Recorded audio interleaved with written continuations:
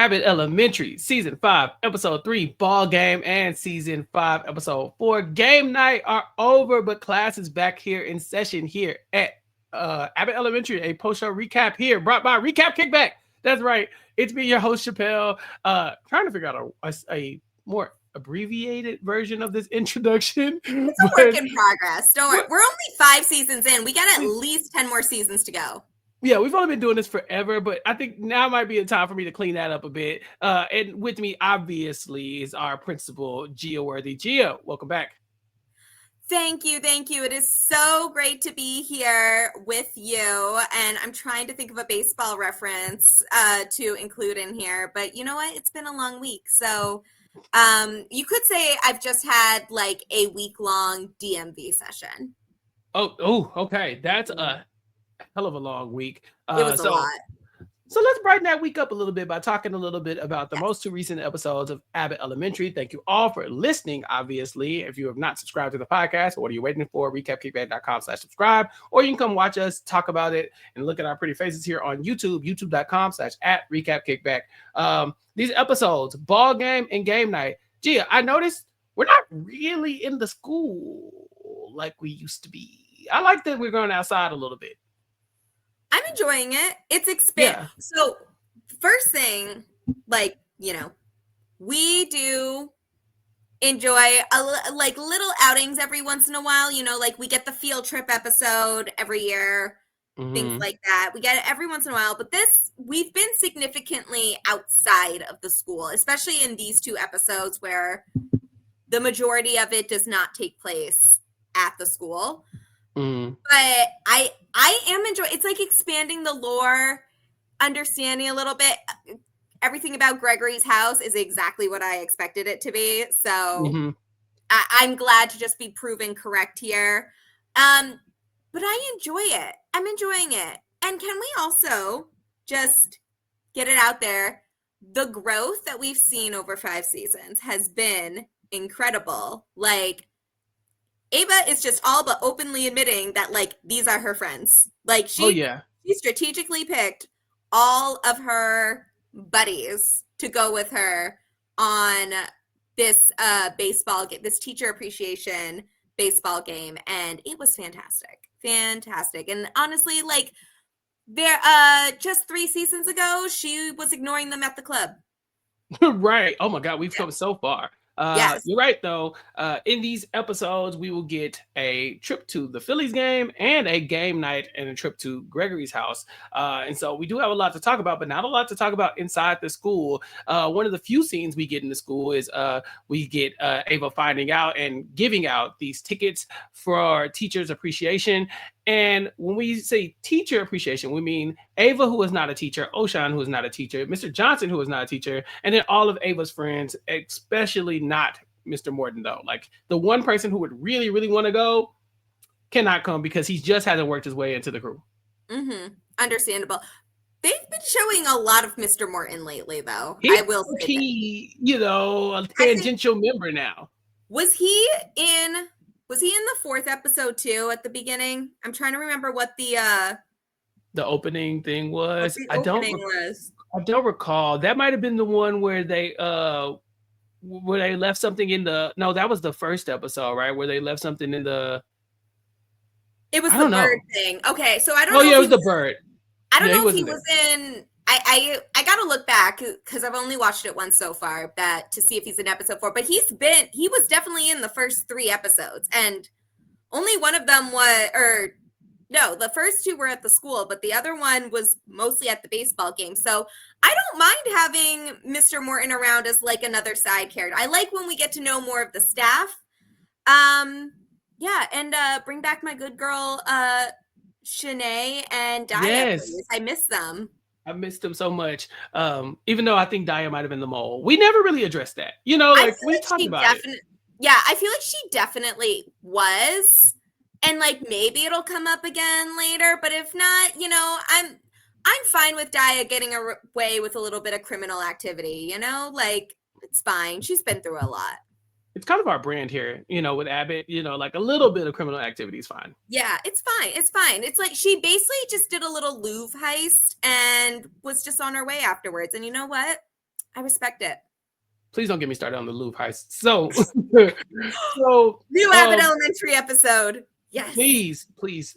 Anyway, so Janine barely wants to go, but Gregory will convince her to go, and now we get to see the group kind of take their business elsewhere. And like I said, rarely we get this crew all together outside because not often is one Ocean there, but also Mr. Johnson, and so we get to see what it's like when they're all outside, kind of just like chilling. And I appreciated all of this. Ava telling Ocean that her goal in life is to get on that kiss camera in the middle of the inning. Because she knows that they're beautiful enough that they're going to be on camera, and she wants to look good when they finally kiss. This relationship, there was a moment in this episode where I thought it was going to get tense, and then they just went back to being all sunshine and rainbows. I'm sorry, I think Ava has met her match. I think this might be endgame. Okay, but can I say though, I need to make this. We're seeing a little bit of like, I can't want to say crazy, but we're getting a little more kooky Ocean here as well. Like we're getting he's got a character. This entire episode just trying to prove, not just him thinking that Mr. Johnson was the fanatic, right? The mascot for the Phillies, but that he needed to prove it. He wanted to leave to go to the bathroom so that to see if he could like catch Mr. Johnson in there, and that he was like, he had to make a scene at the very end of it. I like this. I like this from Ocean, like he can't be cool, calm, and collected all the time. And in fact, he's a little bit of a wild card himself in some ways. Right. There were definitely moments last season where I started to think that he was a little bit of a pushover for Ava. Like she kind of could like will him to do what she wants. And that's Ava. So I'm not shocked by it. Ava could will people to do what she wants all the time. It's kind of her gift. But in this episode, we saw him pushing back. He had his own agenda, with the Fanatics side quest that he was on. But then there were also moments where Ava's like, hey, put this lip gloss on. So when you kiss me, my lips look dewy. And he's like, no, I'm not doing that. Like there were definitely moments where I was like, okay, he's able to stand on his own against her. And although they do miss the kiss cam, they are able to make up. What did you think about this? He goes to the concession stand to try to catch Mr. Johnson as the fanatic. He misses the big kiss. Ava's upset. And instead of getting on the cam, he posted their selfie. He got it put up on the big screen. It was very cute. However, I'm kind of with Ava. I want it to be like, if my goal at the end of it is to be on the kiss cam, So this doesn't suffice.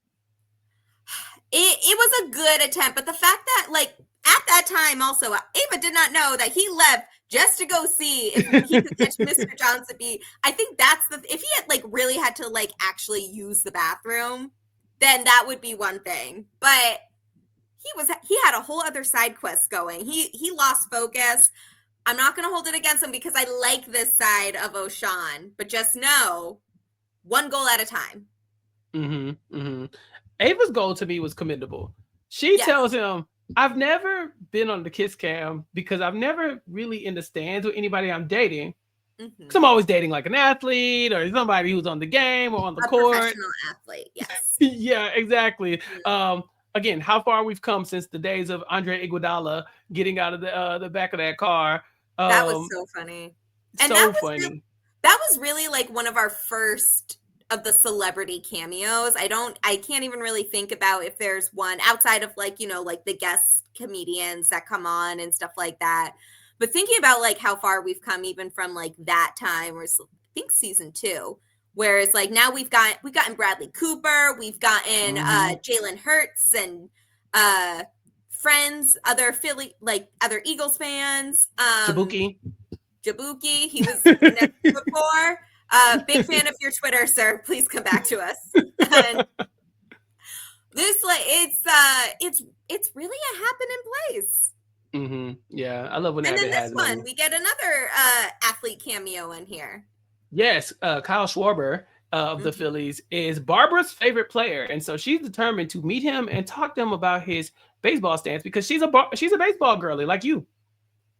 I do love baseball. I will say I am not as committed to baseball as Barbara is, right? Like I have no opinions on player stances. I guess I'm a little mix of Barbara, Melissa, and Janine here. Like I'm here for the beer and hot dogs. Do not ask me, what is happening. Do not ask me, like what anything means in there. I do know the rules, but that's about it. Like I know I can follow what's going on, but we're here for the atmosphere. We're here for the fun. And now I have a new goal in life to do the 999 challenge because I did not know that was a thing, but yeah, I feel like I could train for it. I learned so much today. Yes. In Abbott Elementary world, where I didn't know, because I don't go to a lot of baseball games. I am an Astros fan, and I go whenever people want to go get drunk. But like, I don't get to go as much as I would like. And so when I heard about this 999, I was like, is this regional? Can I do this anywhere? Or is it like, do I have to be a Phillies fan to do this? I've decided I'm just going to make it my personality to next time I was at the next time I'm at a baseball game, I would just do it anyway. Yes. But the premise here is that you have 9 innings to eat 9 hot dogs and drink 9 beers. To me, that sounds extremely doable. To me, that sounds like, okay, what do I win? I feel like 9 beers I could do, right? Like, especially if I get the small beers, right? Like, I feel like if we're talking about 12, 16 ounces, I could make that happen. Okay. 9 hot dogs, that I feel like after like 2 or 3, that's when I'm really like, I don't eat a lot in one setting. I like to snack like a bird throughout the day, just graze if I can.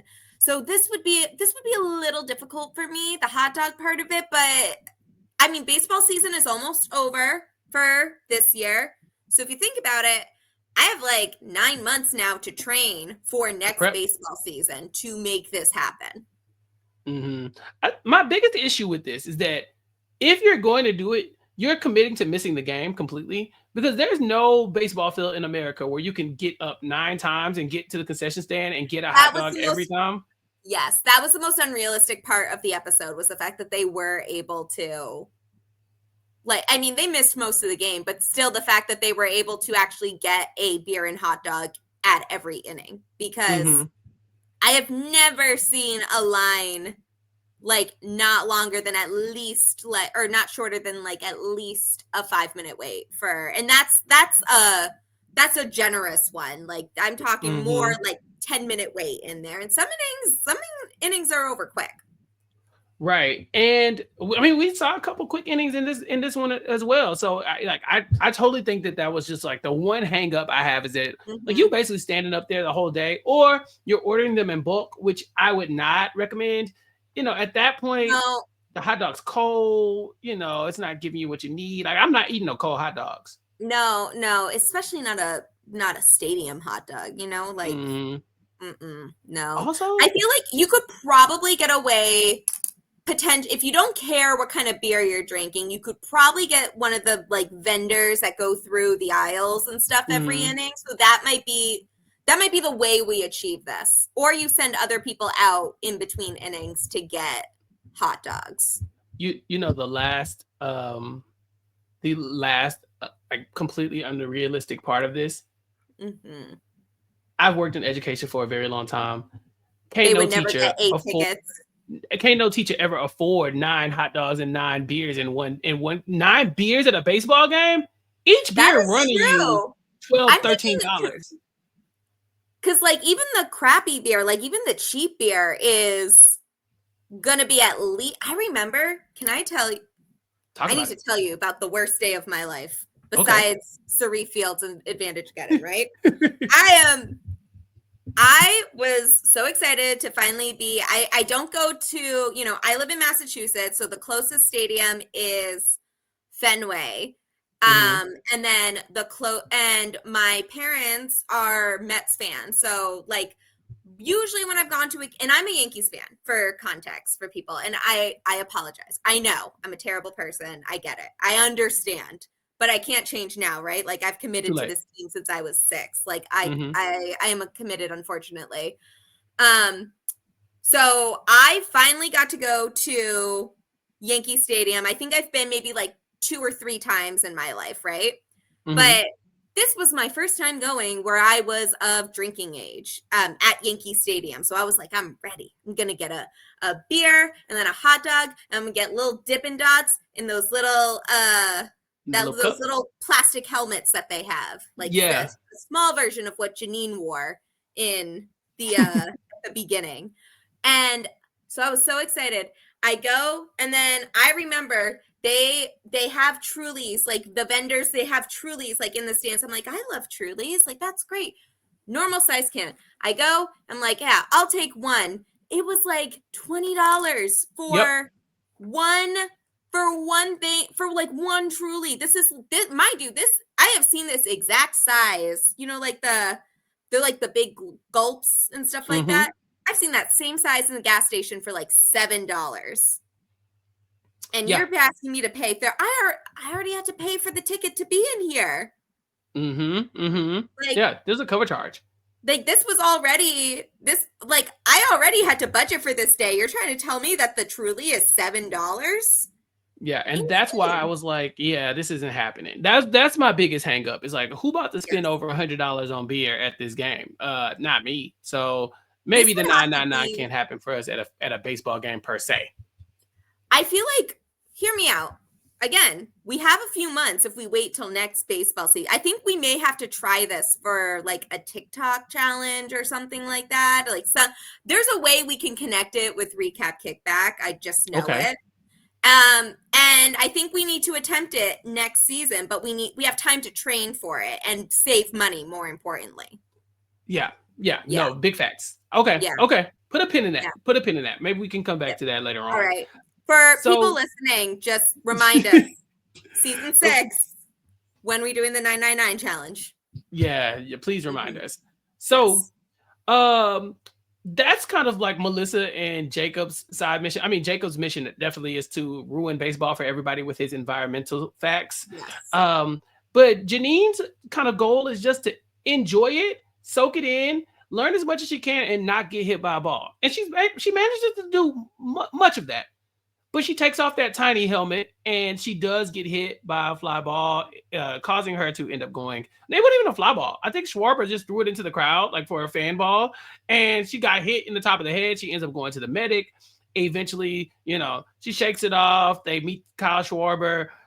They all get his autograph, including Gregory, who has been writing stats down on a notepad. Yes. This is a real thing. This is a real thing people do. They go with their little booklets, they mark down every piece of what happens. So I'm talking about like if someone does a ball, a strike, whether they get a walk or a home run, whatever an RBI is, like they mark it all in there. And they mark it all down. And what is an RBI? No one knows. No one needs to know. It's fine. But yeah, they mark all of that stuff down. It's like a hobby. It's something that people do. I remember when I was younger, I did it once for like a Little League game, for like one of my brother's like Little League games or something. You like mark everything down to keep track of it. It's crazy. But don't they already keep track of that kind of stuff? I don't understand the mechanic, like the reasoning behind. It's like a hobby for them. I'm not fully sure.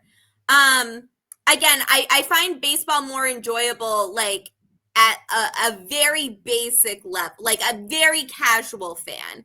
Because once you have to pay attention the whole time, it just kind of takes the whole like community aspect away from it. But this is very, very on point for Gregory. I must say, like, this is exactly what I would. I love that he loves baseball, but this part is so funny to me.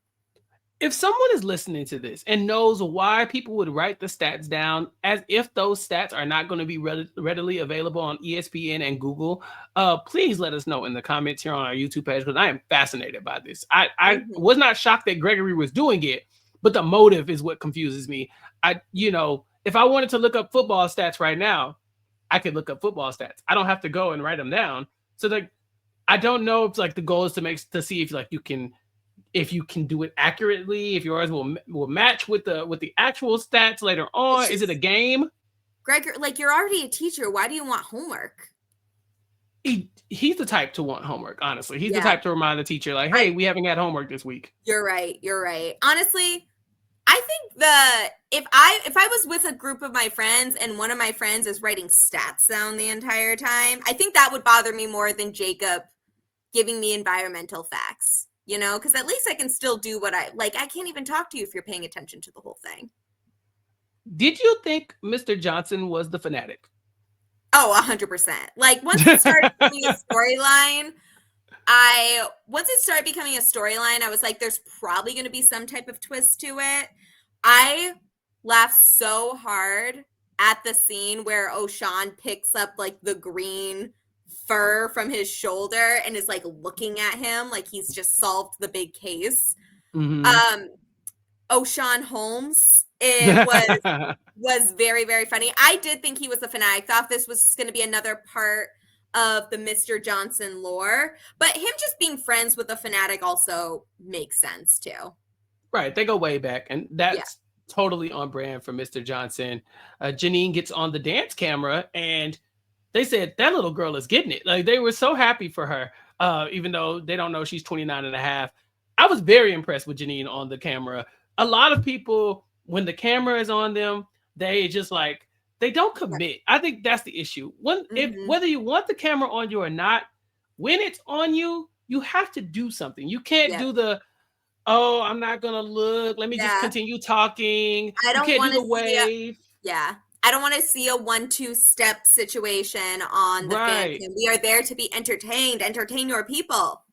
It's time to be a clown. And so, but she showed out. I was very happy with Janine, and I was very happy with this episode. I thought it was very cool that Gregory's stats get scribbled over by by Kyle Schwarber at the end, trying to sign their autographs. Barbara fangirling for Kyle once she finally meets him, and then retelling the story and being like, yeah, so then that's when I told him about his stance. And it's like, no, you didn't. Because it's Gregory, so real.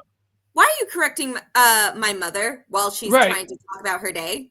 Can you get out her business, please? Thanks. Yeah. Go write in your stat book. You got to rewrite them stats because Kyle ruined them. Okay, but this is the other thing. Sorry. I feel like because this was Kyle Schwarber's like 4 home run game in here. So I feel like having his signature in your stat book from a 4 home run game is like I feel like that heightens the book to me. That's how I would feel, but obviously this stat thing is a cult, and I just don't know anything about it. I need more information. Yeah, I actually might search like why. Why is this happening? Why do people? Look, I'm gonna let the listeners of Recap Kickback do the. They know the Recap Kickback listeners are tapped in. They know what it is. They're like, Chappell, I can't believe you're so dumb. You don't know why you would go and take stats down as if there's not already a stats person doing this. No, but I'd also like to know because I don't understand. Yes, okay, yeah, like it is gonna bother me. I feel like I just ignored it while the episode was happening, so I didn't have to think about it too hard. Melissa gets a handful of these signatures in order to flip them. He's like, don't resell them. She's like, I'm not going to resell them. I'm only going to sell them once. And she does. And she sells them to who I think is not only our default, but also, a standout character this season. We have our star child of the week, our star student. I believe this is the young lady who was dressed as Barbara for the 100th day of school. She said, because you old, First of all, already a star, but also we did not know this from last season. She is a bit of an entrepreneur. She's selling LaFoufous. Now, you know me, Unc Old. I see the LaBoo thing pop up. I don't know what they mean. I just know they bring people joy, so I allow it. Do you know why do we LaBoo? What is this? Labubu is Gen Alpha Furbies. Okay. That's all people have to tell me. Yeah. That is all I can really understand. I hate them. I just think they're so ugly. And I feel like there was an endearing quality to Furbies. But I think that's just me being old. Like, I don't get it. But also, I don't need to get it. Like, this is not for me. I do not want to spend money on a Labubu or a Lafufu. But, if our little star student of the week actually offered me to get a Lafufu for $5, I might give in. If y'all know this young lady's name, let us know in the comments as well. I just feel like we're gonna have to track her. Courtney's starting to make a name for herself last season, and this season she's already shown up. But this young lady, like I said, she was. I'm sure we had her name when she showed up dressed like Barbara. But now that she's getting older, I really think she might be one of our standout characters.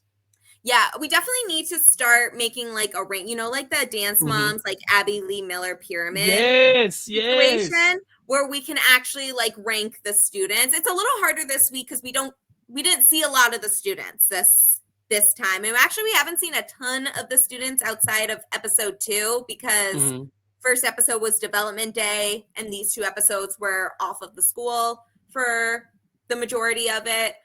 But I would say like we need like a ranking system or something, like who was our stars of this episode, or where are we ranking the children for this batch here?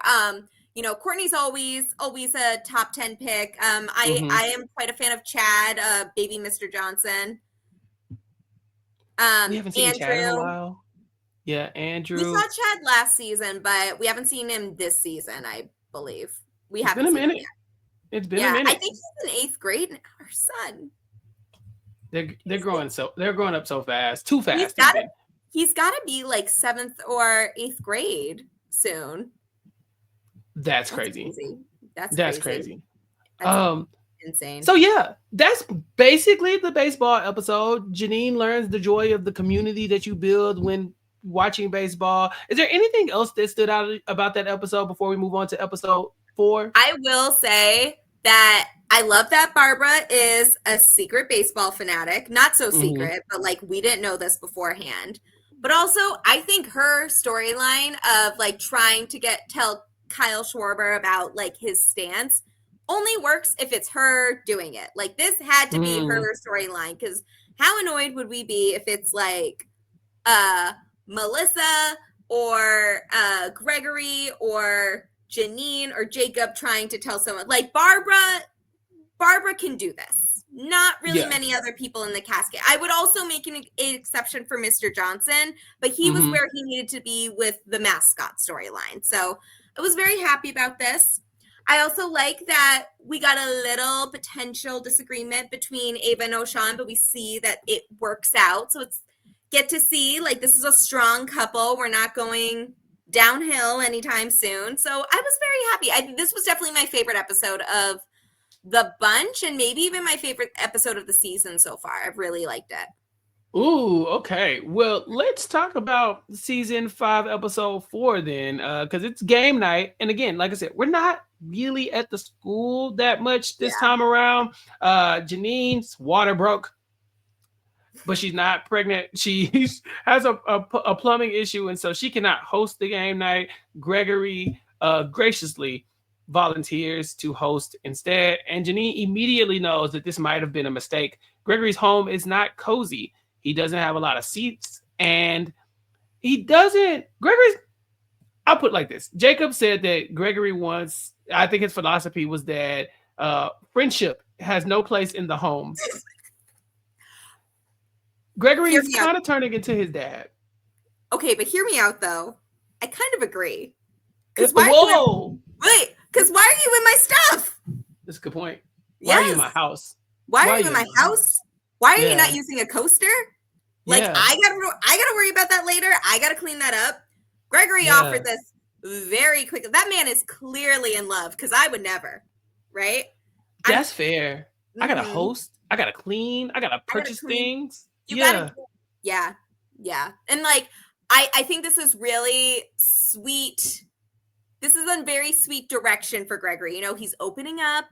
He wants to, this is like their friend group. They want to go do a game night. I think this is a really good, positive direction for Gregory and for Gregory and Janine as a couple. But there's going to be some kinks they got to work out. And mainly that Gregory's house is not fit for company. And by that, I mean, like, there is nowhere to sit or feel any source of comfort. And he's more, like the beige parents on TikTok. Like by that I mean they love a beige aesthetic. Like that is not a house that you experience joy or whimsy in. This is for aesthetic, or for what's the word? It's for like a functional apartment. It's for function, or for the aesthetic in there. Like it looks like it's in a magazine, not like it's someone's actually lived in here. Can I expose myself really quickly? Please do. Very reminiscent of Chappell's living quarters. I am a minimalist, to say the least. I don't need a lot of stuff. I don't even know look, if you're watching this on YouTube, or if you've ever watched me on a podcast, look at the background. It's just a picture. Like there's nothing. There's no lighting. And for years, if you go back to rewind the tape, go back to the RHAP stuff from the early days, it was just me in front of a blank beige wall. I was like at a table in the corner. Like that's it. I thought I was decorating. I said very early on that Gregory and I are very similar in a lot of ways. I know how to color now. I know. Look, I put a hat here. Now, and then like people are like, oh, bookshelf. Like, no. Like, I wish I can't show y'all the room, but that's it. This is it. Ask me how many of these books I've read. Okay, well, don't start, because you and your book collection. No. Ask me. Just ask me how many books I read. None of your business. See, this room is basically a desert. But so I felt Gregory. The difference between him and me is that I would never volunteer to host anything. I'm pulling up at somebody's house. Okay? Yes, I will bring food. I will order takeout. I will pick up food if you want me to. But the most I'm sacrificing is like that fast food smell in my car. Like that is what I am offering to like sacrifice for this evening. I am not offering my home, because I don't have time to do all that stuff that I want to do. And then I got to clean up. And then what if somebody asks to use the bathroom? Like, I don't trust, like, you better make sure you wipe the seat when you're done. I don't care if I don't see it. Yeah. I don't trust other people's bathroom. I better see the sink running for at least 30 seconds, if not a full minute. Like, don't play with me now. So I have another old man question. Jacob tells Janine, hey, I know you're about to try to push on Gregory some of your suggestions, but be gentle, because he's very baby girl. He is baby girl.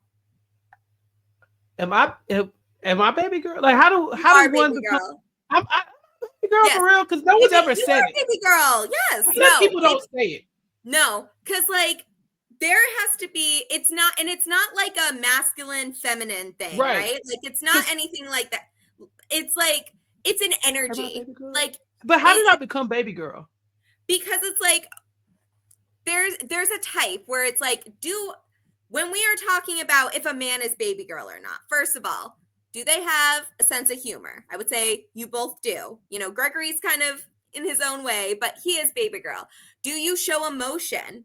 And like, even though Gregory does not like to admit it, he does show emotion, right? He's had his moments, but also like there's just something like a little je ne sais quoi piece to it, a little like a little whimsy in your manner, where it's like, you just know, I don't know if I can basically define it, but like, you just know if someone is baby girl. It's like, if I am talking to a man, right?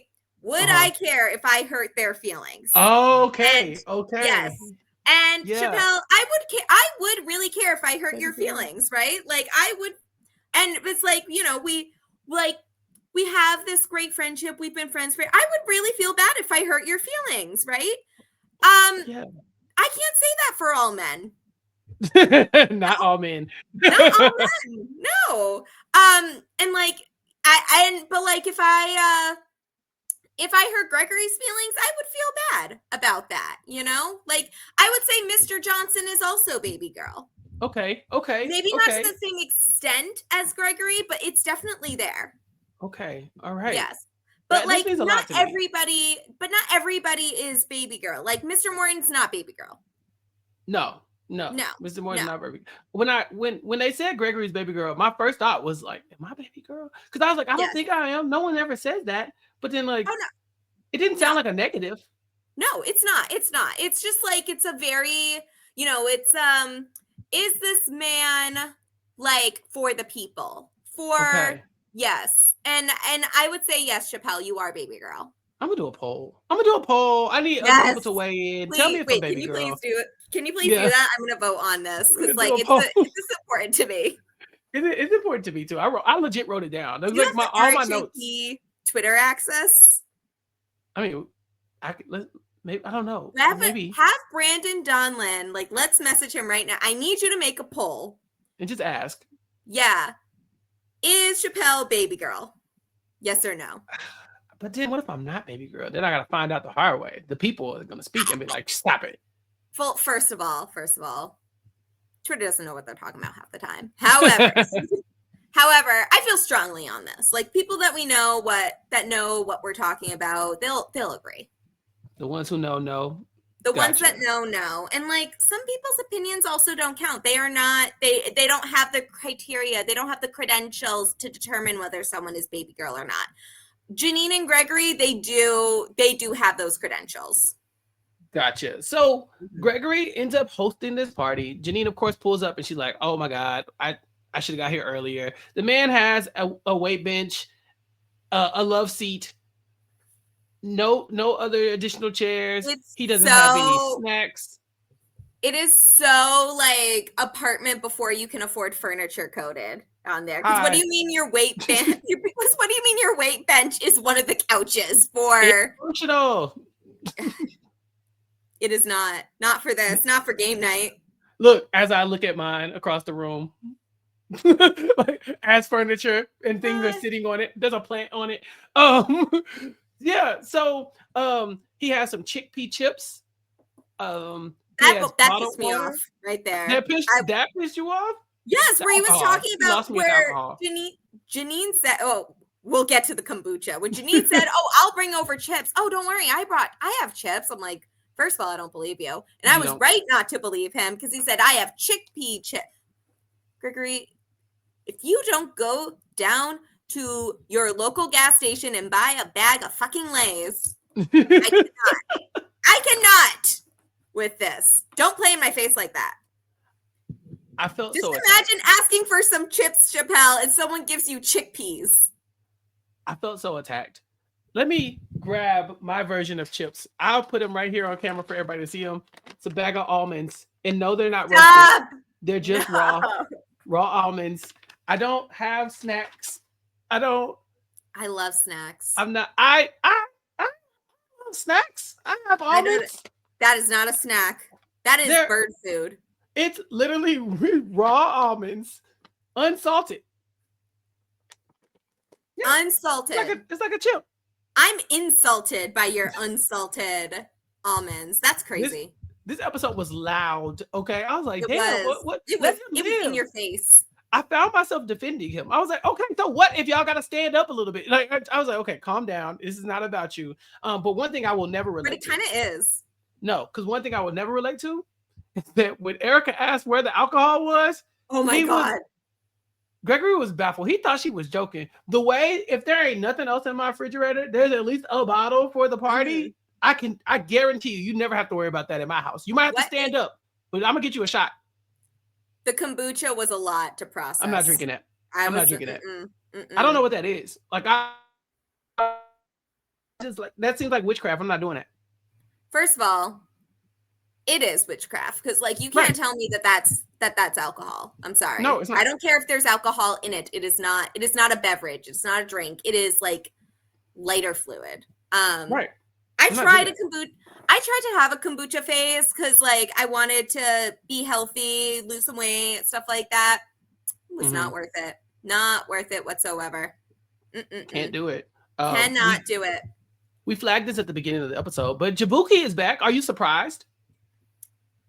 I actually was thinking about this before about how, like, especially during the baseball game and particularly probably because of like they're literally the main cast is all sitting in a row. Like you have the visual of them all there. But the most of the characters we have, they either have a love interest or were like Barbara already in a relationship when like she's been married when the show started. So there's not really a love story for like that love story already happened. So and we obviously have, Janine and Gregory who maybe believe in love again. Ava and O'Shawn. Redefined love. Yes. Yep. And then Melissa and the fire captain. I'm so sorry. Are they still? Right. I think last we saw them was when he was rushing over to watch Jilly from Philly. So I would assume like that's a keeper. Because if someone said, because if I say like Jill Scott is at my school and they say, okay, like no. That's a red flag. You need to be racing over to my house expeditiously. So we haven't heard anything to suggest that they're not together. And then and Jacob's kind of dating around. So, but I don't know how you feel about it. I like obviously Jabuki himself. We love Jabuki. Love him. Yeah. But we haven't really gotten like a dynamic relationship with for Jacob yet since Zach. Right. Where it's like the guys are there, they're cute, we get a little fun banter. Totally get it, Jacob, but it doesn't feel like this is his like person, his match or anything like that. So I don't know if they're going to have him dating around a little more this season, if we're going to get to see more of Jabuki, but it's something's not clicking quite yet. And maybe I have to wait to see if that storyline develops more. I have a theory, but we'll get there. So you do. Okay. It's like one of those like big brain. I've made it up. We'll talk about it. But by the end of the episode, we've basically realized that Janine should have told Gregory about her concerns directly, and Gregory should have listened to her recommendations, and they come to terms with it. And they're like, okay, well, next time we'll just throw it together at Janine's house. Here's my theory. Are we talking about cohabitation this season? Hear me out. Because Jacob has been living with Melissa. Yes. We can't move forward with their relationship while they living in each other's house. Sorry, Jacob, you got to get out.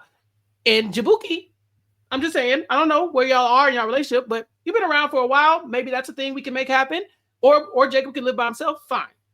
Melissa, she's a woman of a certain age. Maybe she might want to do that. She doesn't want to get married, but maybe she wants to shack up. Who knows? But when it comes to Gregory and Janine, we just saw that Gregory's home is basically uninhabitable, right? Yeah. I say this as a person who lives in a carbon copy of that house. Yes. So looking at the beige walls right now as you speak. Not a drop of paint, not wallpaper, no wallpaper inside. I swear to God. Yep. That said, Janine is a very comfortable and cozy type. Maybe now is the time when we start to her plumbing is bad. Maybe she wants to get into a better place. Maybe he wants to get out of this studio apartment. I'm just saying, Gia, we might be taking the next step. I am so glad you said that because I'm thinking, I don't know with Jacob. I don't know what direction that's going in or if we're still going to get some, I like the Melissa and Jacob live together piece, but we got to get another another thing in for them. Like, are they going to be like, if they're I loved like the Thanksgiving episodes they did with Melissa's family and stuff like that. Like we need more like stuff like that.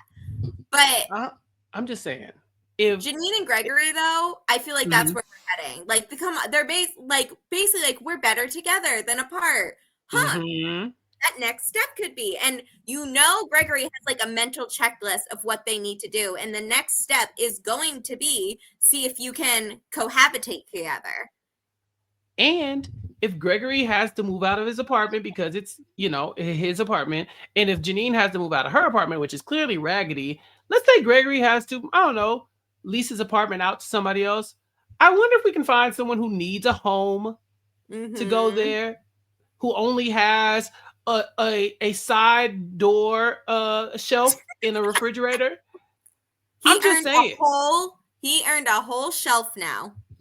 I'm just saying, wouldn't you like to have your own refrigerator? I just think if we move Gregory and Janine into their own spot, we put Jacob into that apartment, problem solved. I did it. Like that. All right. So hopefully that works out. Wait.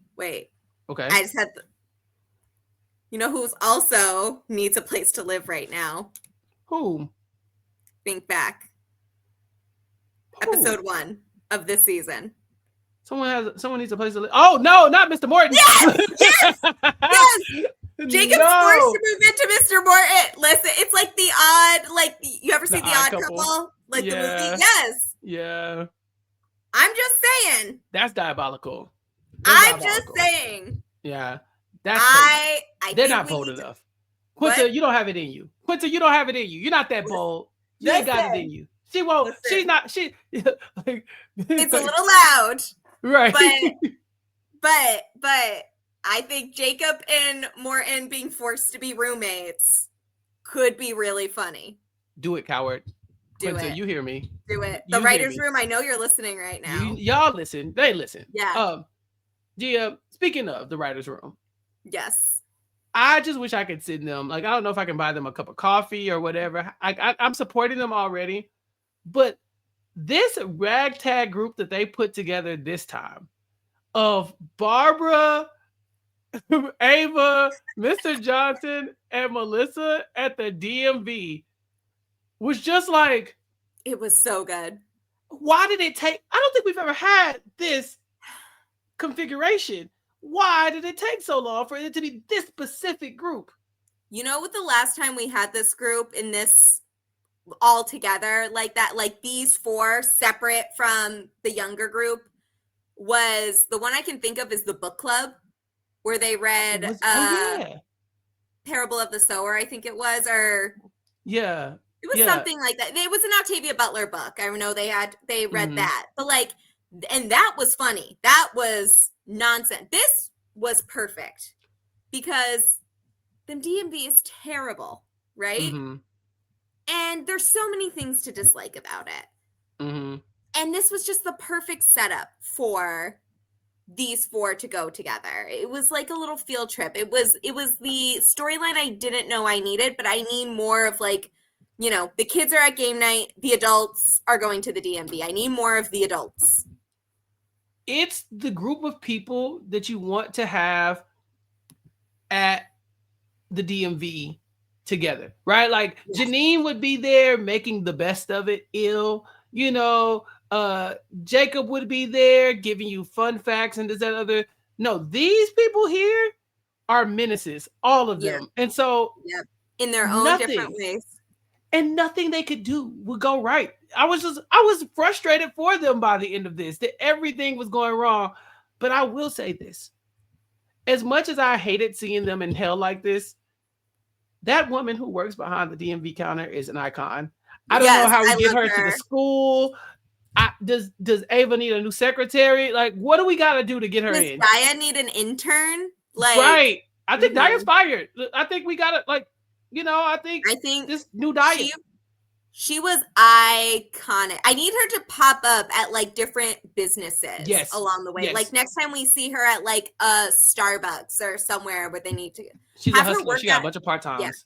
Yeah. I need something like that to happen where she was incredible the whole way through. And I don't know how she was not cracking up during this. Her delivery, all the moments where she just no-sold them on everything was perfect to me.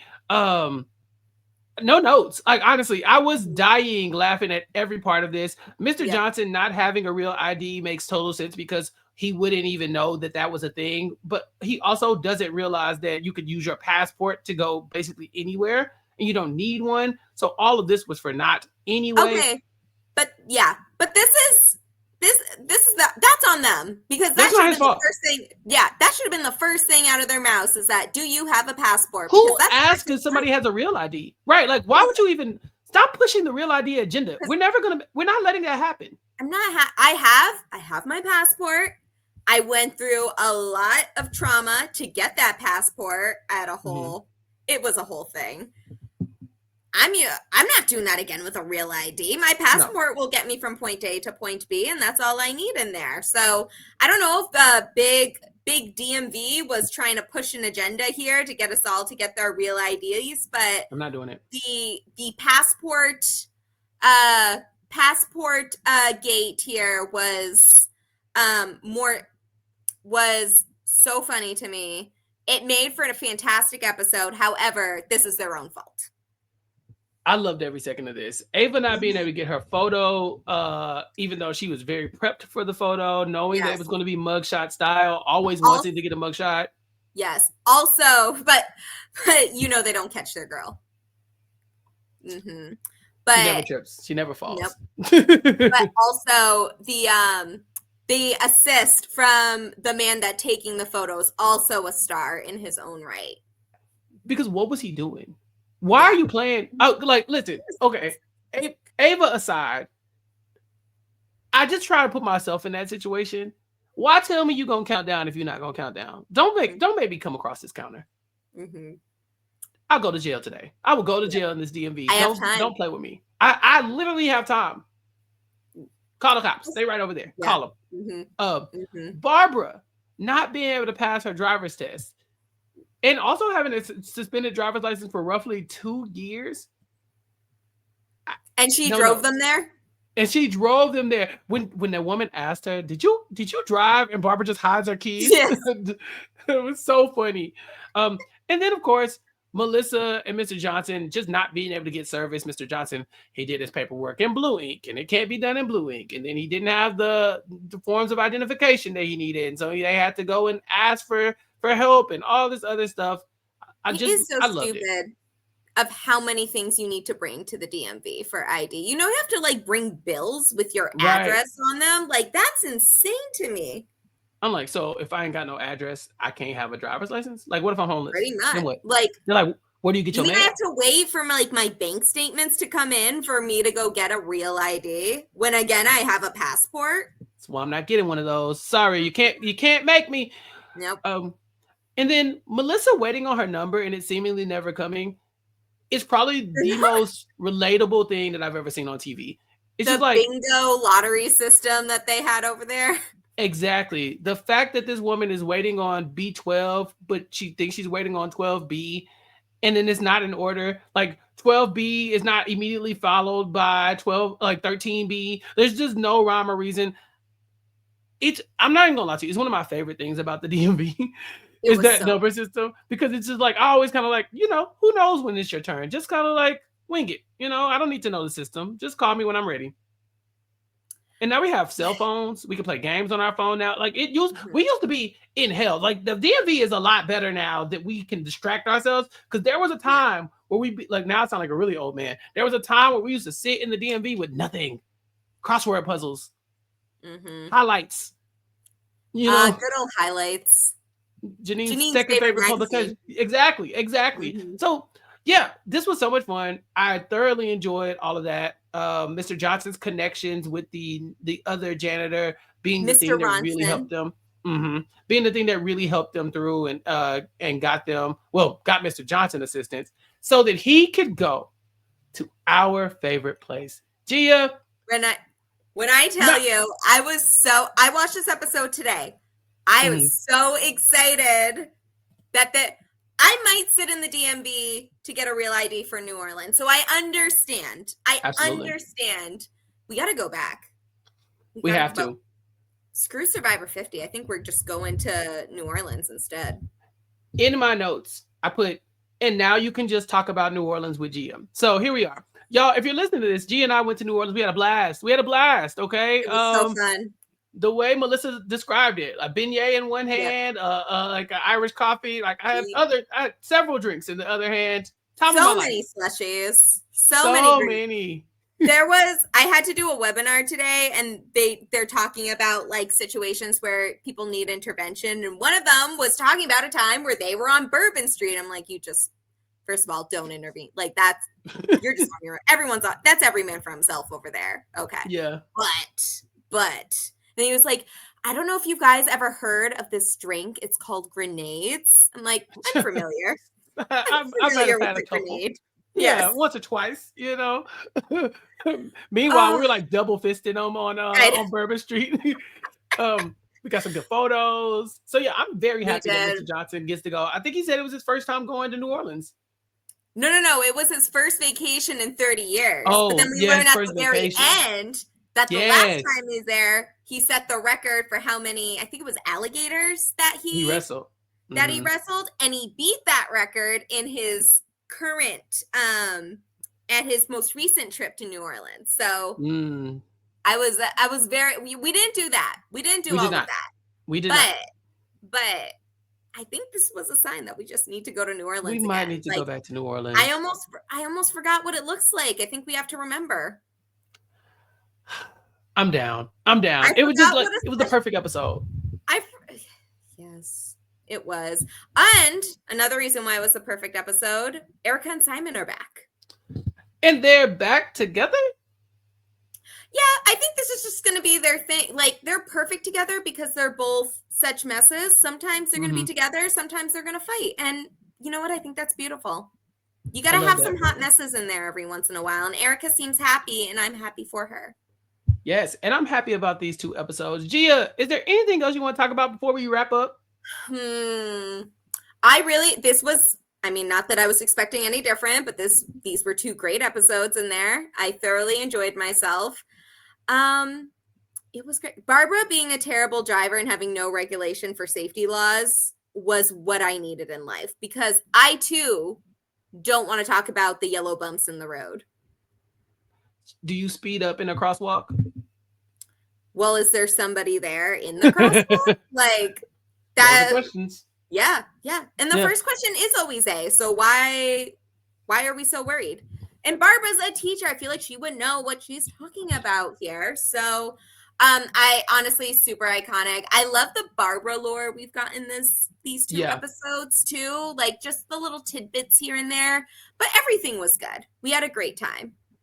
I agree. It didn't really move the plot forward too much, but I think it set the tone for potential for the plot moving. So I really liked it.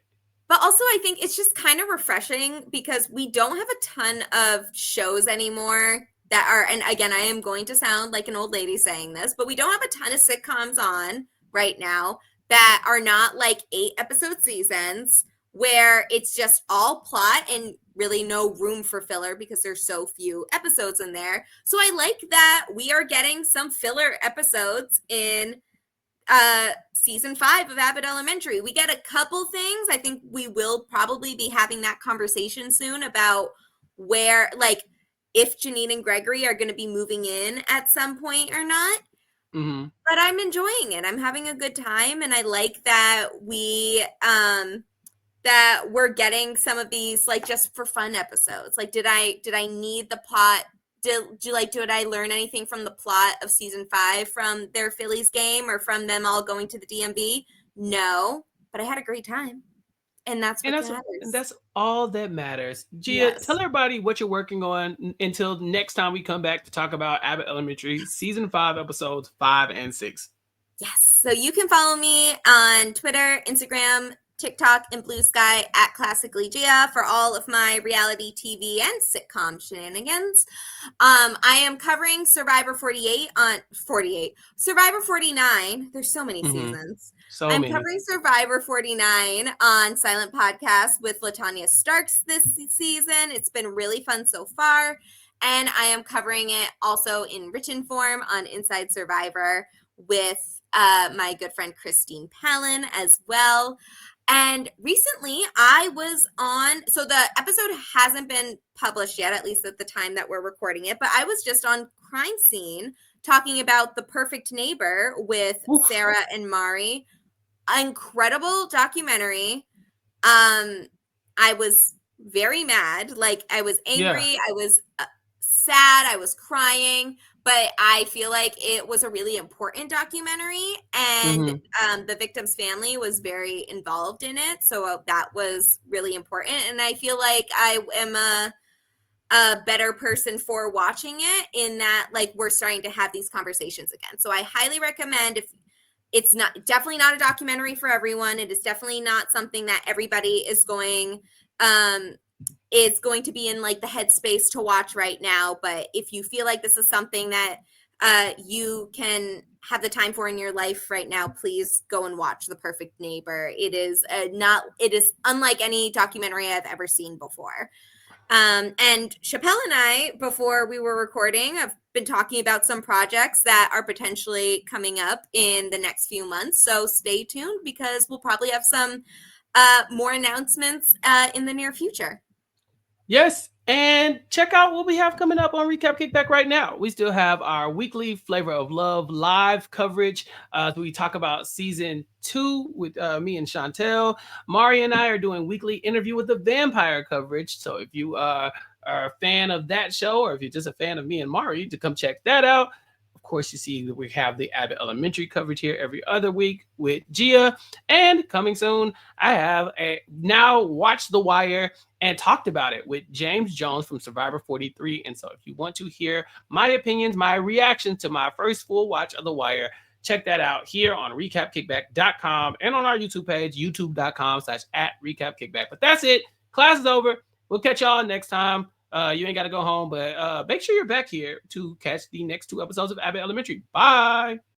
I've been trapped behind 12 Marias, isolated like it's North Korea. Smaller city with some bigger dreams. The wall is cracked, I'm looking in between it. The world is yours, but man, I gotta see it. They say it's hard, but man, I gotta see it. The air I'm breathing can't feel my chest. Wait on life, I wanna hold my breath. I'ma get in my goddamn self.